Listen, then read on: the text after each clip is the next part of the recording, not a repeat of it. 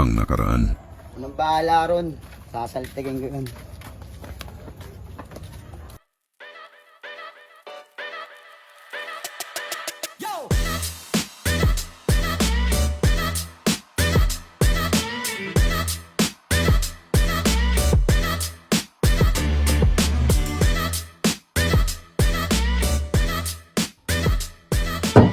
Ano?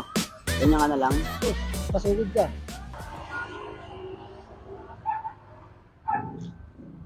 Putang ina mo, ba't di ka nagbibigay ng butaw? Ay, nakakal tayo. Ha? Gagalaw ko yung pabuti. Hindi pwede yan.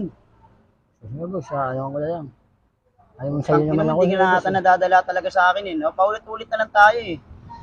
Boss. Ano ko naman sa'yo. Makagawa ka naman paraan yun. Bibigyan ka ng oras hanggang mamaya. Oh, magkano pera mo dyan ngayon? Alam mo, boss eh. Titirahan rin na boss mo. Kung kakulangan nito mamaya ah. Oh, boss. Babalikan kita, putang ina mo. Oo, boss mo. Hindi na talaga nadadala eh, no? Raula ko eh. Mamaya ah. Oo, boss mo.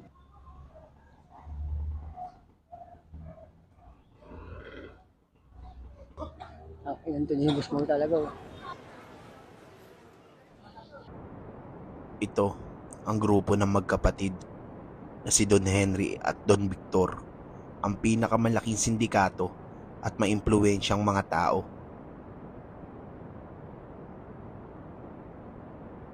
At ito naman si Lupio, ang pinsang buo ni Don Carlos. Isa rin si Don Carlos na maimpluwensyang drug lord at sanay sa illegal na mga gawain. Henry, mabuti naman at dumating ka sa tamang oras. Alam mo naman tayo, malinaw tayo kausap. Dala nyo na ba yung Epectus? Dexter, pakita mo. Good quality pa to, Henry. Good yan. Kilala mo naman kami ng kapatid mo, Lupio. Sige, kilala mo rin naman si Don Carlos, di ba? Hindi basta-basta yun. Duyo, duyo yung pera. Ano, boss?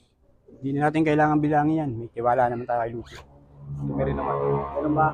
Mag-ingat kayo mga kapatid. Sige, hanggang sa muli. Paano? Tara na! Ano pinintay nyo?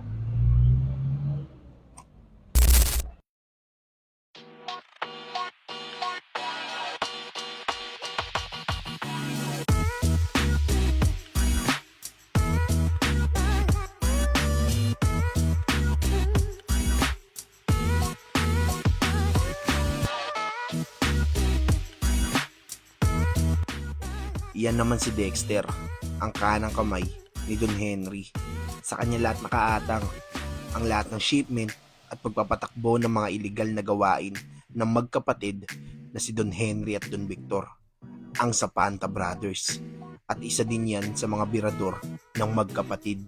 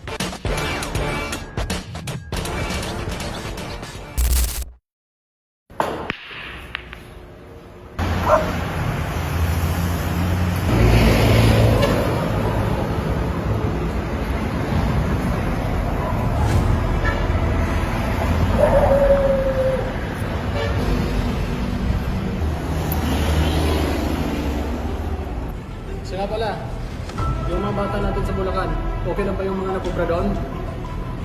Okay naman boss, wala naman naging problema. Sa may ba siya? Oo boss, ayos yun, malaki makukolekta natin dun.